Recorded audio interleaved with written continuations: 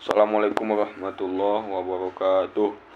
Alhamdulillahilladzi nahmaduhu wa nasta'inuhu wa nastaghfiruh wa na'udzu billahi min syururi anfusina wa min sayyiati a'malina man yahdihillahu fala mudhillalah wa man yudlilhu fala hadiyalah.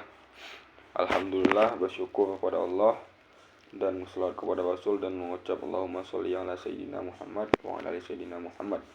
Mudah-mudahan kita senantiasa dalam lindungan Allah, senantiasa mampu bersyukur atas nikmat yang diberikan oleh Allah dengan kondisi apapun dan dimanapun itu, dan kita senantiasa dapat berselawat kepada Rasulullah, senantiasa meneladani sifat-sifat Rasulullah dan mengamalkan sunnah-sunnah dari beliau, sehingga nanti di hari perkumpulan kita bisa berkumpul dengan beliau, para sahabat dan juga kerabat-kerabat yang kita cintai. Baik, sebelumnya saya atas nama Aldiansyah Luhur dengan NIM 0501223111 akan membuat video dengan dosen pengampu Bapak Salman Nasution, mata kuliah Filsafat Ekonomi Islam, kelas Ekonomi Islam 5E. Di sini saya akan menyampaikan materi tentang konsep dasar ekonomi Islam. Konsep dasar ekonomi Islam. Disclaimer dulu, ekonomi Islam sebenarnya sudah ada sejak zaman dahulu kala, tatkala Rasulullah dan para sahabat mulai menyebarkan Islam dan yang melarang riba dan mengatur timbangan. Kemudian seiring berjalannya waktu, konsep dasar ekonomi Islam disusun rapi oleh seorang ilmuwan muslim yang terkenal, yaitu Ibnu Khaldun. Baik, saya akan menyampaikan tentang konsep dasar ekonomi Islam yang ada pada buku karangan Bapak Salman Nasution dan kawan-kawan. Konsep dasar ekonomi Islam. Konsep dasar ekonomi Islam pada akhirnya berorientasi pada kesejahteraan dan maslahah. Falah dan maslahah. Falah sebagai tujuan dari ekonomi Islam. Kesejahteraan merupakan salah satu intisari daripada ekonomi Islam.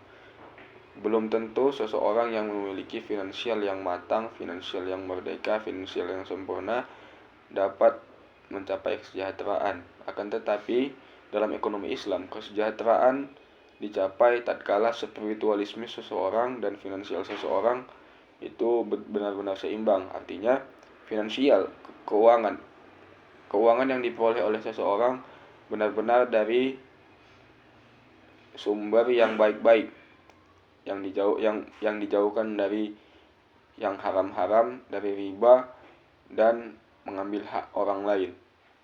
Kemudian yang kedua, maslahah adalah antara tujuan dari falah, artinya kemanfaatan adalah tujuan dari kesejahteraan. Tatkala seseorang telah mencapai kesejahteraan dalam ekonominya, artinya telah sempurna kehidupan finansial dunianya, maka harus diseimbangi dengan spiritualisme yang baik, artinya hubungan kepada Tuhan. Maka dalam kesejahteraan hidupnya harus ada manfaat, baik manfaat untuk dirinya sendiri maupun orang lain. Apabila seseorang telah mencapai falah, kesejahteraan dalam hidup, kemudian tak bermanfaat apa-apa, maka tidak ada nilai ekonomi Islam di sana. Kemudian yang terakhir, yang ketiga, permasalahan dalam mencapai kesejahteraan, permasalahan dalam mencapai falah. Yang pertama, terbatasnya sumber daya. Seseorang bisa saja terhambat dalam mencapai kesejahteraan di dalam hidup karena keterbatasan sumber daya, baik sumber daya dalam diri maupun sumber daya yang ada di sekelilingnya. Artinya ketidakmampuannya dalam mengelola dirinya sendiri bisa jadi menjadi salah satu sumber untuk tidak mencapai falah. Baik, kemudian yang kedua, permasalahan dalam mencapai falah yaitu gangguan dari luar dirinya sendiri. Kadang-kadang manusia seringkali berusaha untuk menjauhkan dirinya dari hal-hal yang tidak baik.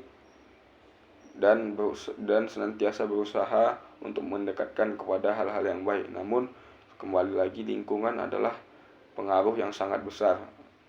Seseorang akan terpengaruh dari lingkungan yang ditinggalinya. Maka apabila seseorang ingin mencapai kesejahteraan dalam hidup dan masih dalam lingkungan yang tidak baik, maka besar kemungkinan orang tersebut tidak akan mencapai kesejahteraan dalam hidupnya. Baik, saya kira itu materi tentang konsep dasar ekonomi Islam. Apabila terdapat